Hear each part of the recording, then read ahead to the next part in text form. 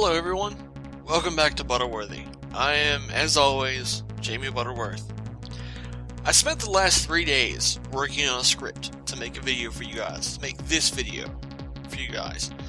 Now at this point, I grabbed a beer, a good one, because I don't drink piss water. Snuggled up under a blanket, strapped on my headset, and I suggest you buckle in as well.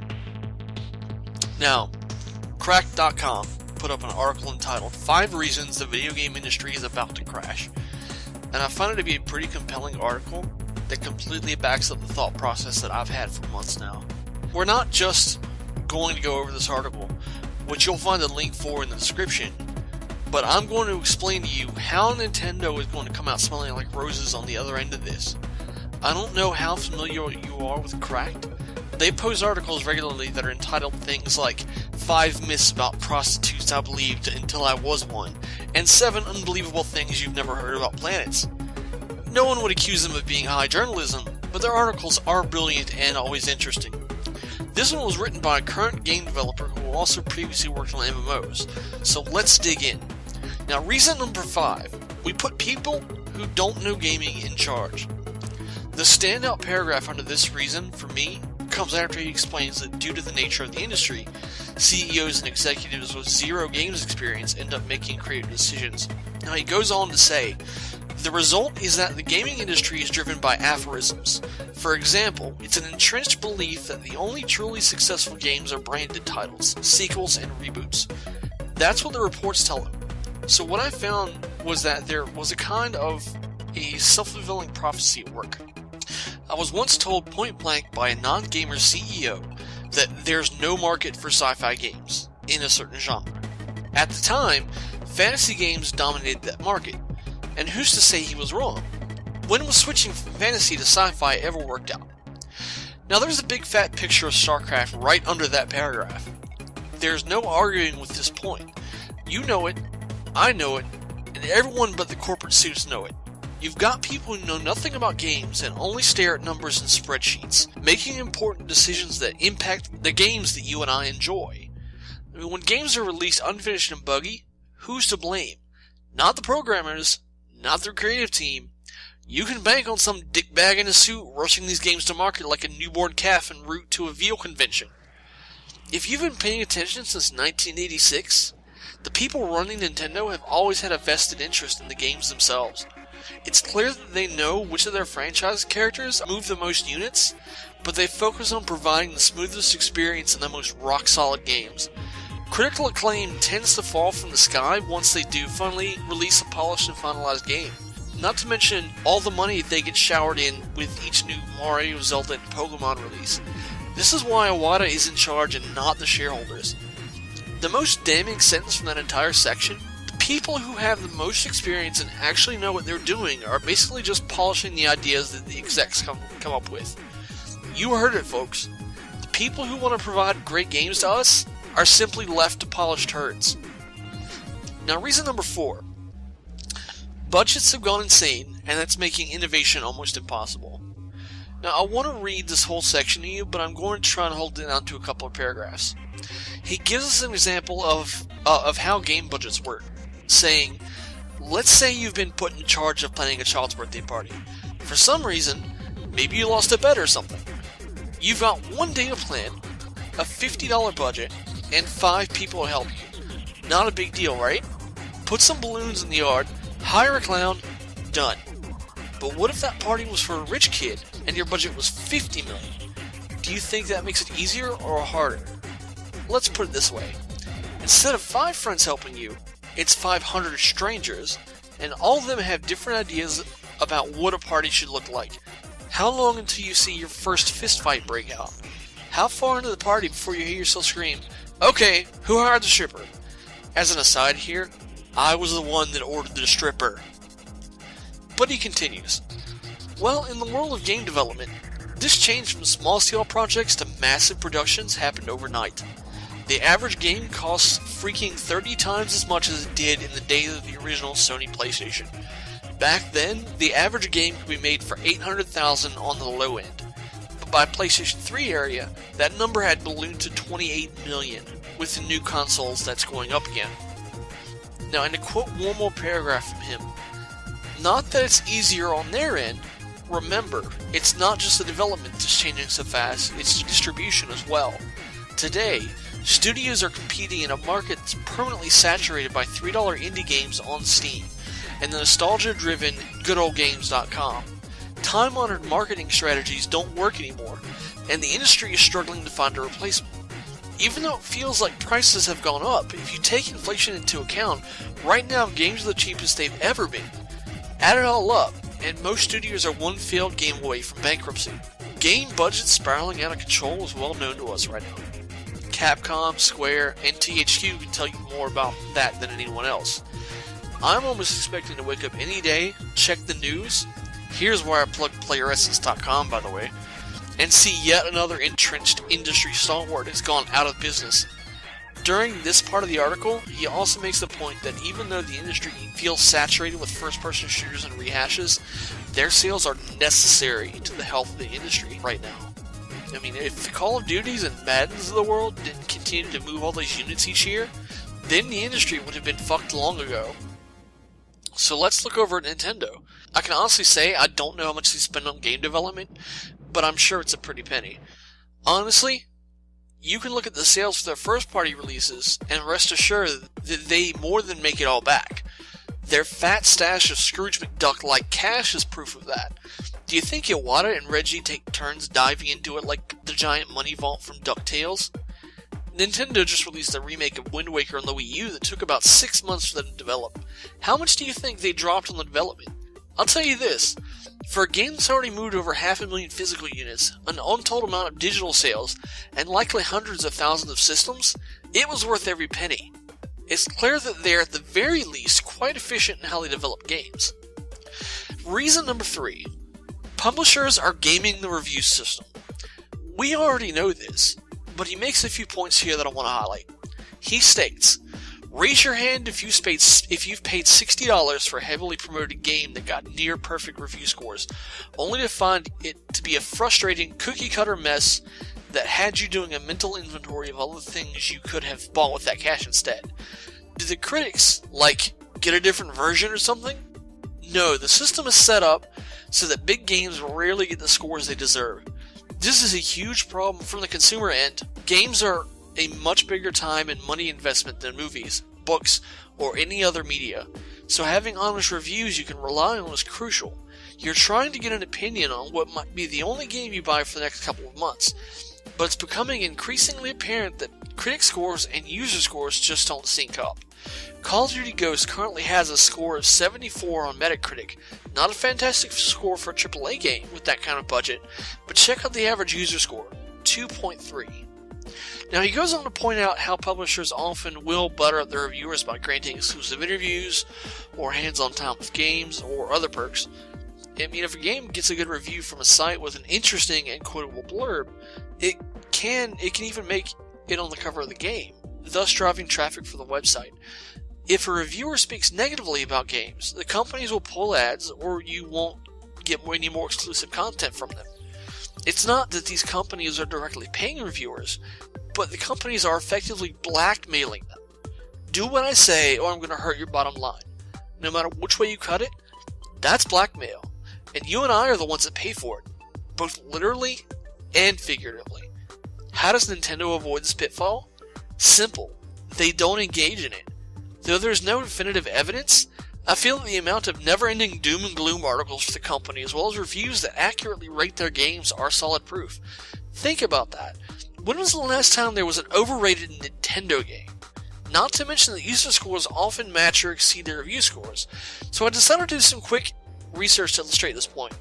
Are you ready for this? Bear in mind, there's a lot of these, so bear with me for a minute while I read these off to you. Now, first of all, we've got Nintendo. Super Mario 3D World scored a 94 with a user score of 8.9. Wind Waker, 90 with a user score of 8.7. Pikmin 3, 87, user score 8.5. New Super Mario U, 84 with a user score of 8.0. Lego City Undercover, 80 with a score of 7.9. Wonderful 101, 78 and an 8.3. Nintendo Land, 77 and a 7.7.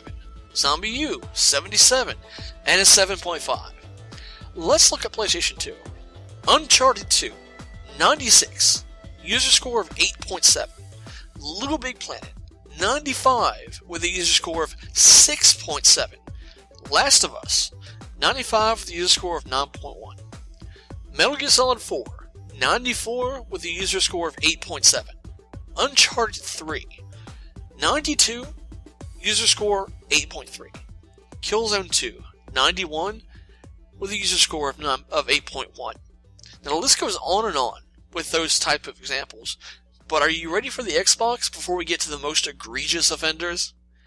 Gears of War, 94 with a user score of 8.3. Halo 3, 94 with a user score of 7.7. Forza 3, 92 with a user score of 7.9. Halo Reach, 91 with a user score of 7.7.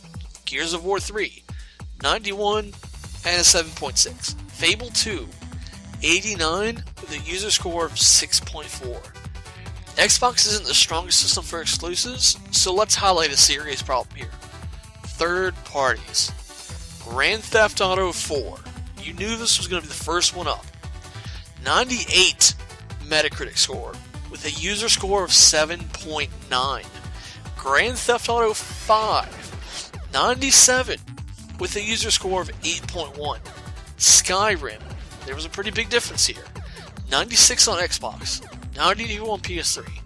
Now remember, we've talked on the Gamers at Large podcast a bit about how broken the PS3 version was, and it got a 92 from the critics. Now on Xbox, the user score is 8.4. PS3, 6.0. Bioshock Infinite, 94 with a user score of 8.4. Call of Duty Modern Warfare 2, 94 with a user score of 6.1. Mass Effect 3, 93 with a user score of 5.6. The last 4 years of FIFA are rated 88 or above, but user scores are 7.6 at the highest and 6.0 at the lowest. The games industry is pissing on us and calling it rain. This is why I trust Nintendo games to provide the experiences I expect from video games, and why they're the only company that produces systems I buy on day one. Number 2. You're flying blind. This is something I didn't think much about until I read the article. Now the author states, every gamer has had the experience of seeing some amazing preview trailers for a game set to come out a year or so later, only to have the game arrive and look nothing like that preview, although some are worse than others. You may ask yourself, why they're allowed to get away with that? Isn't it false advertising? Or fraud? After all, don't these game makers know what their final product is going to look like? No, we don't. In fact, it's almost impossible to know. Why? Well, think about your hypothetical child's birthday party earlier. Imagine going through that hectic process, only to find that guest list change about once an hour. Suddenly you have to accommodate more kids. The backyard you plan to use isn't big enough.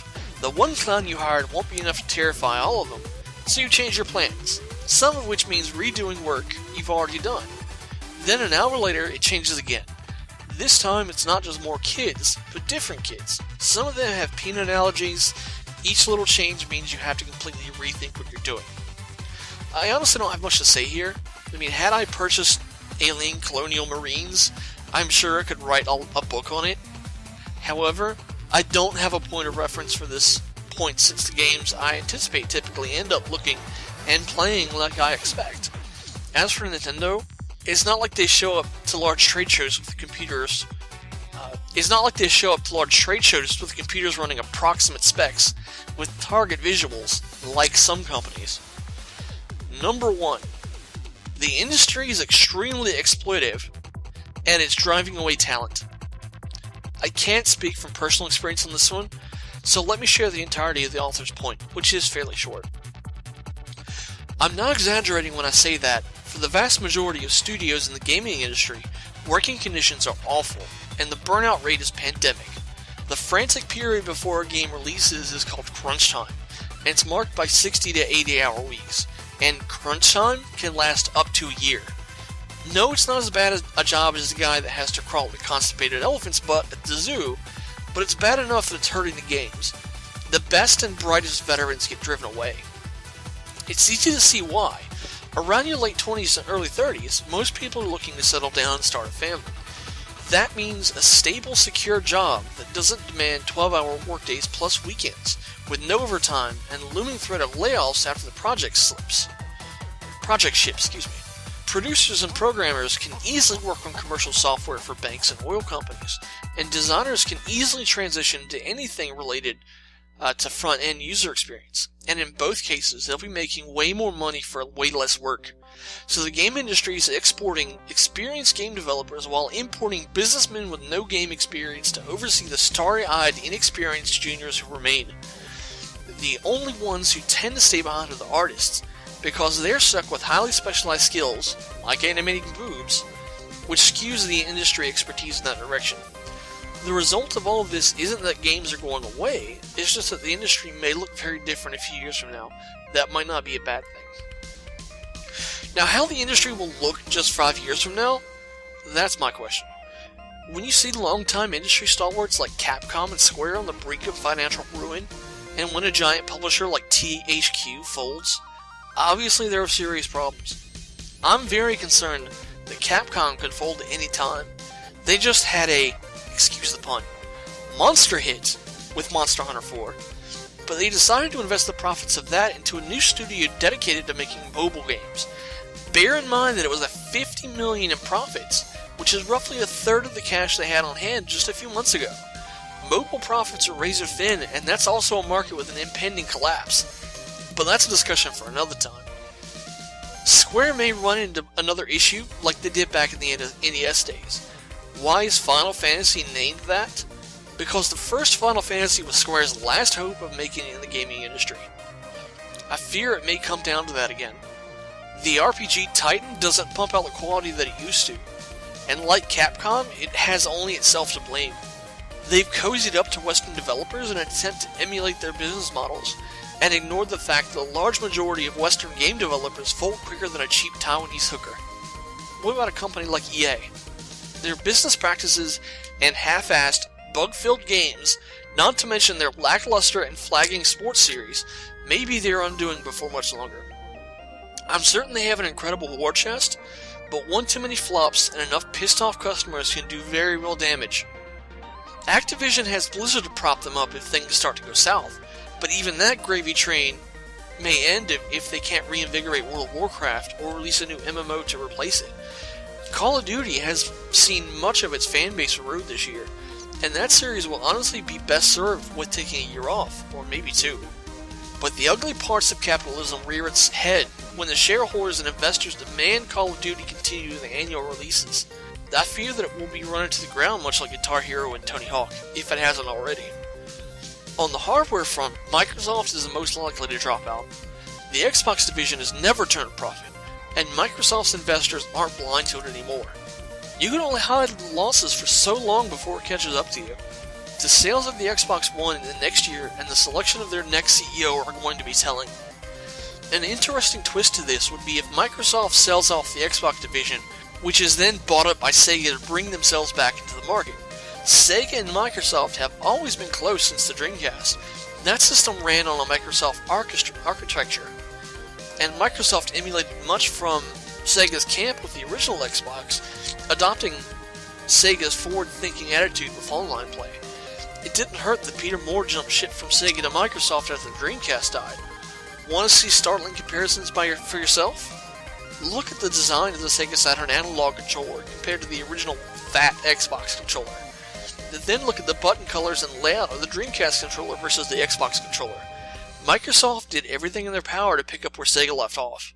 Then you've got Sony and Nintendo. I'm certain both of these companies would survive the crash, and I know Nintendo would thrive in the post-crash environment. The PS4 is a clear success already, and their in-house development studios can carry them if third parties start crumbling. And their openness towards indie devs doesn't hurt either. Sony has had its fair share of financial troubles, and the failure of the Vita isn't helping things, but I'm confident in their ability to continue on in the face of adversity. The PS3 taught them valuable lessons, and it seems that they truly have their head on straight. I think the Vita also taught them a few lessons, the least of which is to stay the hell out of the handheld market. If they want to go mobile, they should stick with the Ericsson brand. If you're going to go against Nintendo in the mobile gaming space, you've got to support your handheld with all you've got, not half-ass it and then market it as a peripheral when things go south. Lastly, Nintendo will continue with business as usual. If numerous companies start folding, they may open up their massive wallet to secure a few select IPs. Capcom goes down, expect them to buy at least Mega Man and Monster Hunter. It's possible they could even grab Resident Evil since the series has a long history on Nintendo platforms. If Square goes down, they can make a play for Kingdom Hearts, but Final Fantasy is likely something that Sony would drop big bucks for. But Nintendo themselves are such an efficient machine in the gaming industry that I would be shocked if they were at all impacted by a gaming crash. Their business practices aren't the same as the rest of the industry. They already make quality games. They understand their fan base, and they have the most well-known and sought-after IPs. Hell, Mario is more recognizable than Mickey Mouse at this point. I have no doubt that gaming is heading for a collapse. I've been saying it for months on end, and I've even speculated that this generation will be the last of traditional consoles. Only time will tell what's going to happen, but it's all a ticking time bomb that could explode at any moment. Thanks for sticking around for all that, guys. I appreciate each and every one of you. Like, comment, subscribe, and I'll see you in the next video. Peace.